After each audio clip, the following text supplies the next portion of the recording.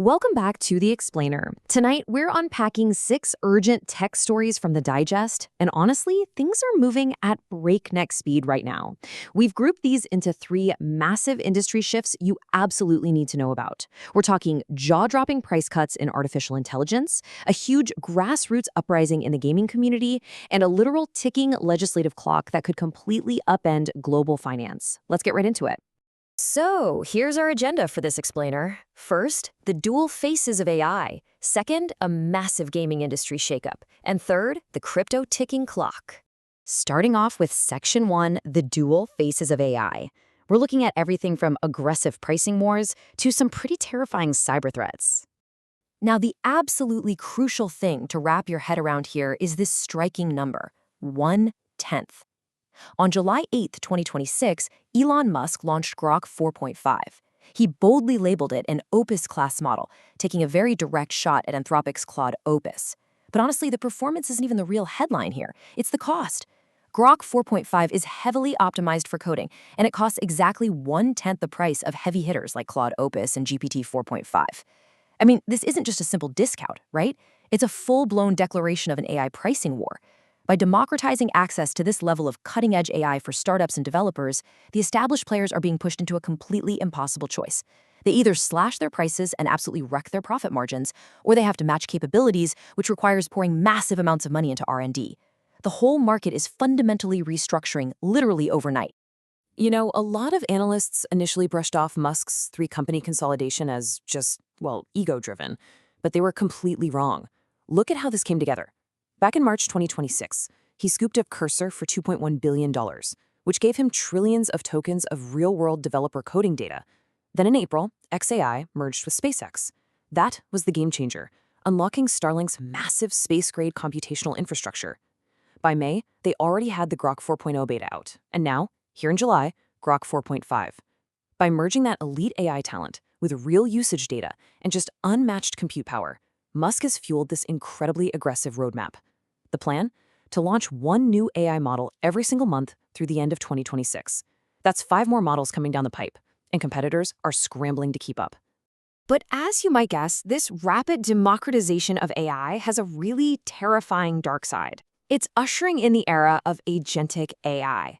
Now, we're not talking about a basic chatbot just following a rigid script anymore. Agentic AI systems can independently set goals, plan out their next moves, adapt on the fly, and act completely without human supervision.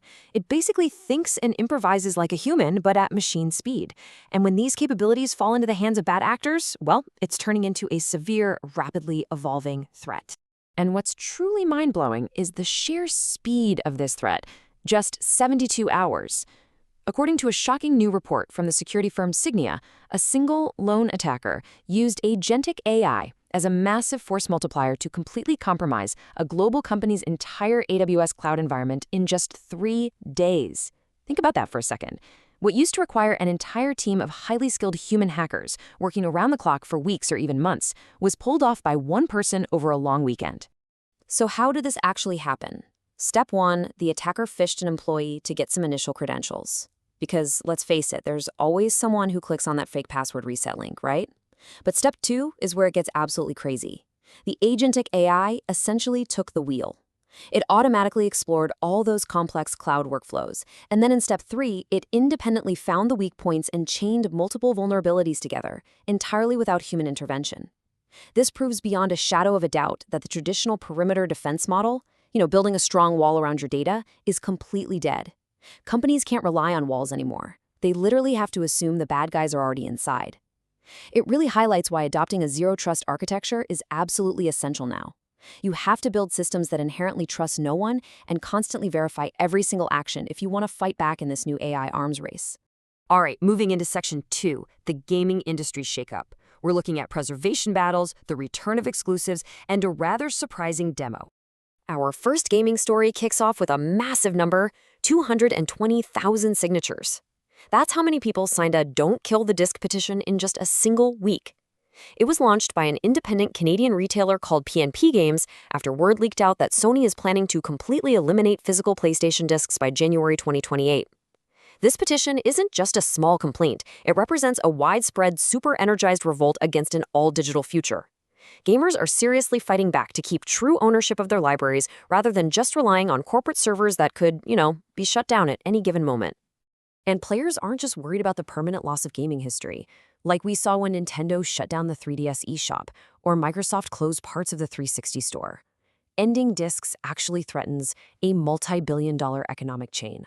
We are talking about over 15,000 indie stores at risk, 80,000 jobs impacted, a $4.2 billion manufacturing industry, and massive distribution and printing sectors just completely wiped out.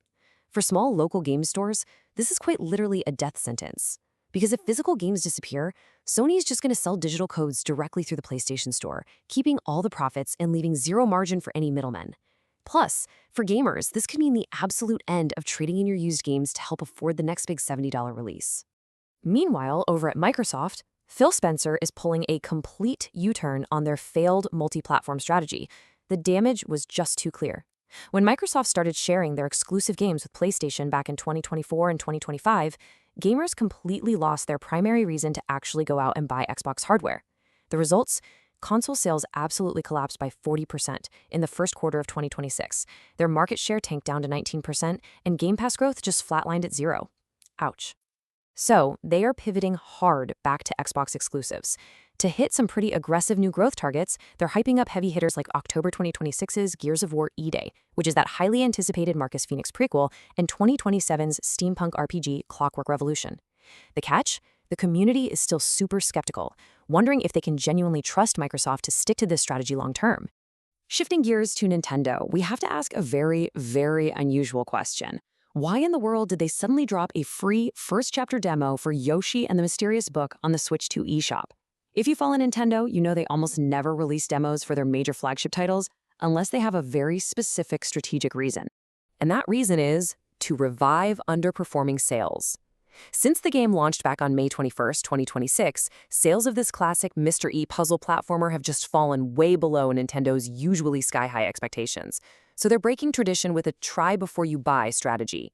This demo lets you play the entire first chapter, and crucially, this is the smart part, your progress transfers directly over to the full game. They're making a big bet that the core, handcrafted Yoshi gameplay is so high quality that it'll hook people. And let's be honest, who doesn't want to try eating their enemies and turning them into eggs before actually shelling out for the full game? They just need to get it into the hands of skeptical players to convert them into buyers. Okay, moving to our final segment, Section 3, the crypto ticking clock. It's a high-stakes race to pass the Clarity Act. Now, this number right here is literally a ticking clock. 20 working days. That is exactly how much time the U.S. Senate has before they break for their August 7th recess to pass the Clarity Act. Now, this isn't just a run-of-the-mill piece of legislation. It is the most advanced, comprehensive crypto market structure bill in congressional history. And honestly, the entire global industry is holding its collective breath right now as this incredibly narrow window closes. The stakes here are absolutely massive. The bill already cleared the House back in July 2025, and it passed the Senate Banking Committee just recently on May 14, 2026. If it passes on the full Senate floor, it finally resolves that crippling regulatory ambiguity between the SEC and CFTC and sets up clear, solid frameworks for stablecoins, DeFi, and NFTs. Analysts are predicting this kind of regulatory clarity could actually trigger a 40 to 60% surge in Bitcoin, as all that sidelined institutional money finally feels safe enough to flow in. But if it fails to pass in these next 20 days, well, September brings the midterm election chaos, which means the whole bill gets delayed to 2027. For anyone holding crypto, that delay could trigger a catastrophic 30 to 40% drop in Bitcoin. And perhaps even more importantly, it could mean a permanent loss of U.S. crypto leadership as companies just pack up and relocate to Europe and Asia where the regulations are actually clear. To wrap up this explainer, I want to leave you with one final thought to chew on. Are you really prepared for a world where absolutely everything moves this fast? Think about what we just covered. We're living in an era where a tech giant can drop AI prices to 1/10 and force the entire market to restructure overnight, while a solo hacker can weaponize that exact same technology to take down a massive corporate cloud in 72 hours. The landscape is just shifting so rapidly under our feet. Whether it's gaming giants reversing their entire console strategies in a matter of months, or the future of crypto hanging by a 20-day legislative thread, the pace of change is staggering. The question isn't really what happens next, it's whether you are ready to adapt to it. Thanks so much for exploring all of this with me today, and I'll catch you on the next explainer.